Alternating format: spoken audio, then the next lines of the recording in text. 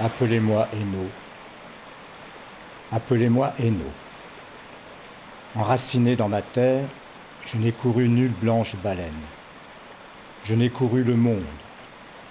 De sa destruction, je fus pourtant témoin. De sa folie, je ne peux que pleurer.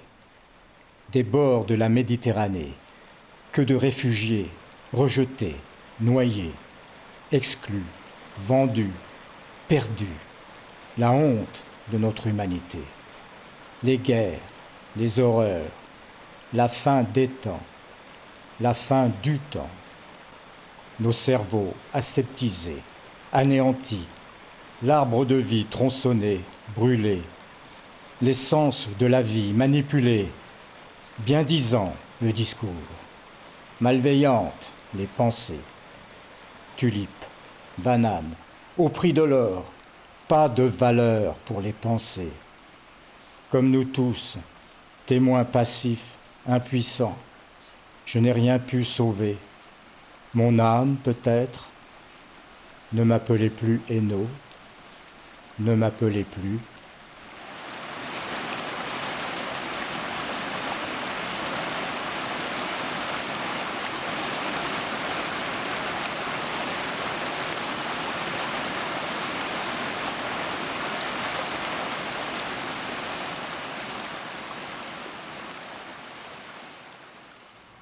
J'ai un projet sur les adventices, maintenant je commence à m'y connaître en matériel, tu vois. La bileuse avec les doigts cresse. Ouais, c'est un projet européen, c'est vachement intéressant. On essaie de comprendre les combinaisons de facteurs qui favorisent 3 adventices.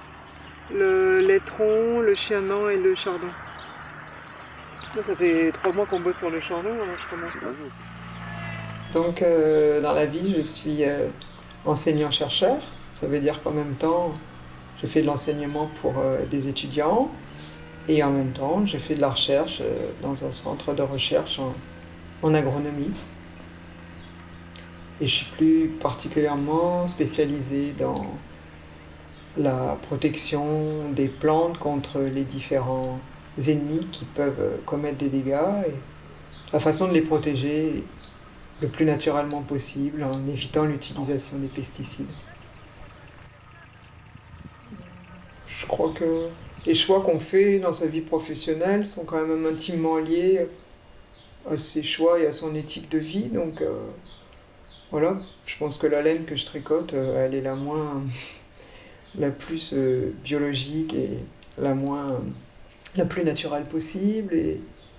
Mais quand je fais de la cuisine, j'essaye d'être en accord aussi avec mes recherches professionnelles en essayant de ne choisir que des produits qui soient les plus respectueux de l'homme et de la nature.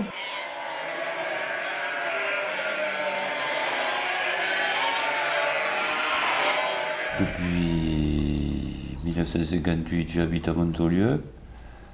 Mes parents sont d'ici, des deux côtés, mon père et ma mère, mes grands-parents aussi, mes arrière-grands-parents aussi. Et je crois que même les générations d'avant aussi. J'ai fait un stage dans une ferme à Cessac, je suis un éleveur, et puis après l'école agricole. Et j'ai toujours aimé les animaux, et j'ai toujours dit que je serais berger. C'est un choix, oui, parce que j'ai toujours aimé être dehors, dans la nature. Et on n'avait pas la télé à l'époque, on avait le plaisir d'aller dehors, de s'amuser avec les copains, des bandes, de jouer aux cow-boys et aux Indiens. J'ai basé toute notre exploitation sur la conservation de la biodiversité, de la flore, de la faune. Ici, la ferme, elle est classée à Natura 2000. Natura 2000, espace naturel, convention avec les conservatoires. Il y a zone humide aussi, enfin. Oui, il y a zone humide, il y a tout, quoi. Donc tu es quand même quelqu'un d'extérieur, toi, Ah oui, oui, fondamentalement. il faut être dehors tout le temps. C'est pour ça que là, ça va, cet atelier, il est bien. Ouais. Et je suis comme toi, moi. Et j'ai toujours une bonne raison pour être dehors. Donc vraiment qu'il pleuve des torrents ou que je puisse pas y aller, quoi. Parce que C'est la priorité, c'est d'aller dehors. Moi, c'est dehors ou à la bergerie avec les brebis, voilà. Qu'est-ce que tu fais quand tu es dedans la bergerie? Des fourriers. Ah oui. Je les regarde et puis voilà.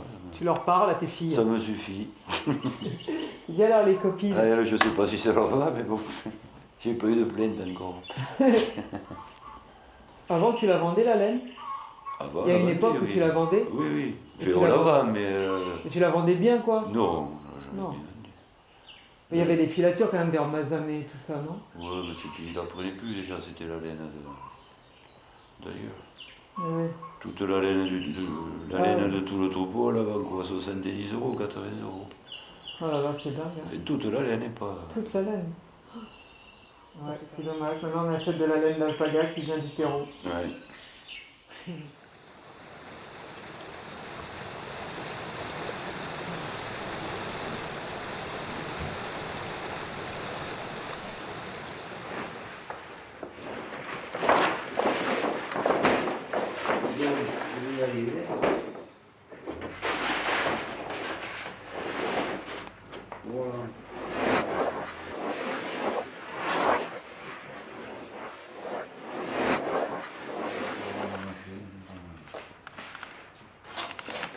C'est vrai qu'après j'ai toujours eu une fascination pour les cornes, un peu les cerfs. Ouais. Et là, ta dernière exposition, quand même, c'est un thème bien particulier. Oui, c'est pas du tout ce genre de sculpture. J'ai voulu faire montrer un peu avec tous les objets de la nature que j'ai récupérés. J'ai fait des assemblages et faire comme une espèce de musée. Comme les cabinets de curiosité. Oui, un peu. Oui, mais l'Arche de Noé aussi, tu disais. Oui. Oui, en fait, toute cette expo, c'est une continuité de mon travail quotidien, de mes observations de la nature. Tout ce que je retrouve des fois dans des champs, il y a des animaux qui meurent, et bon, de vieillesse souvent, et on retrouve les squelettes après, en voyant des fois un animal, je sais pas. Une idée me vient et puis voilà, je le garde dans la tête.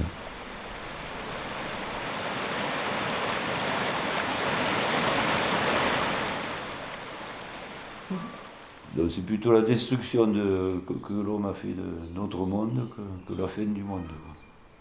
Parce que le monde, il n'a pas besoin de nous pour tourner. Ça fait... Mais il tournerait peut-être même mieux sans nous. Mais je pense.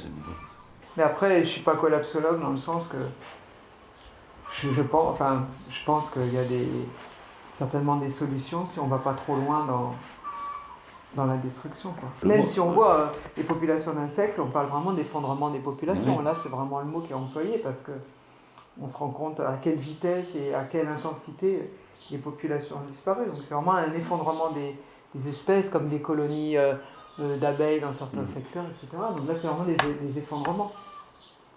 Et je me dis que bon, on va peut-être finir par réagir à un moment. Quoi. J'ai des doutes. Mm. Moi, je trouve qu'il y a l'effondrement, mais de l'être humain, quoi. De l'intelligence et de tout ça. On parle de catastrophe complète.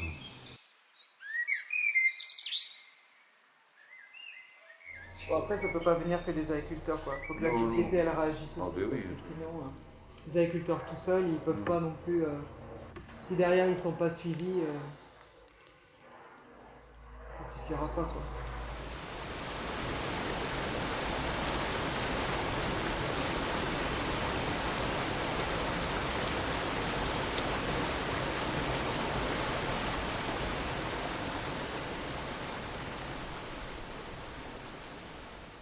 C'est un bien incroyable.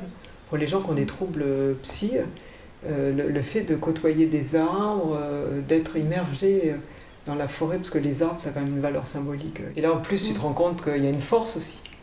Une force de la nature. Quand tu vois les arbres, la force des arbres, puis la communication qui existe entre les arbres, tout ce qui est force physique, même force je ne peux pas dire, je sais pas trop comment dire, tu vois, c'est pas spirituel, mais du coup, ben, ça peut permettre aussi de te toi-même d'y puiser à cette force. Quoi.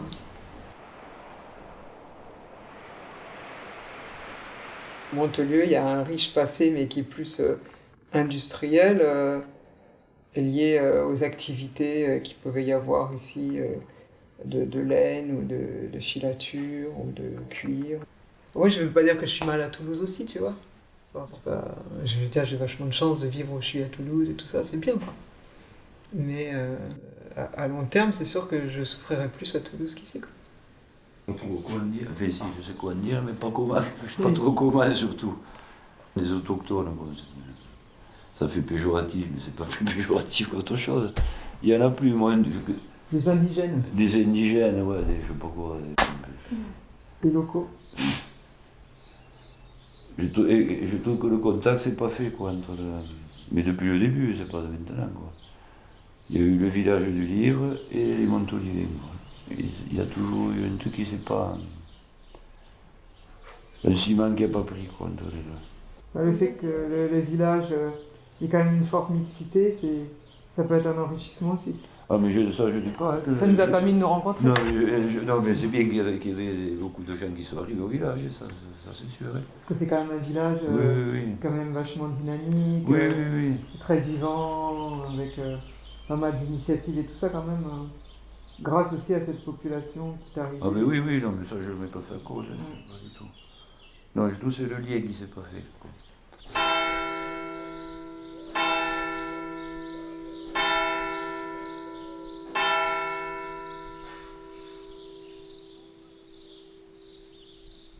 Tout le temps, elle fait tout le temps des fleurs, quoi. Elle est trop généreuse cette fleur.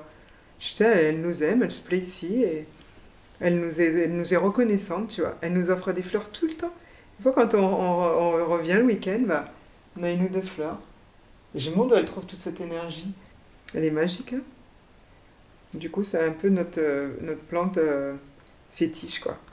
Ce qui est vachement intéressant, c'est de s'intéresser à ce qu'a dit Linné. Vous savez, le grand botaniste, c'est lui à l'origine de la classification des végétaux. Et par exemple, il disait, des plantes comme celle-là, tu vois, elle a un appareil mâle et un appareil femelle. Tu vois, ici, tu as l'appareil mâle, tu as le pollen, et puis tu as l'ovaire à l'intérieur. Et donc là, l'homme et la femme, ils sont ensemble. Donc ils vivent dans la même maison et dans la même chambre. Ils forment un couple. Il y a d'autres plantes où tu as une fleur mâle et une fleur femelle. C'est le cas des courgettes. Donc là, ils vivent dans la même maison, mais dans deux chambres séparées.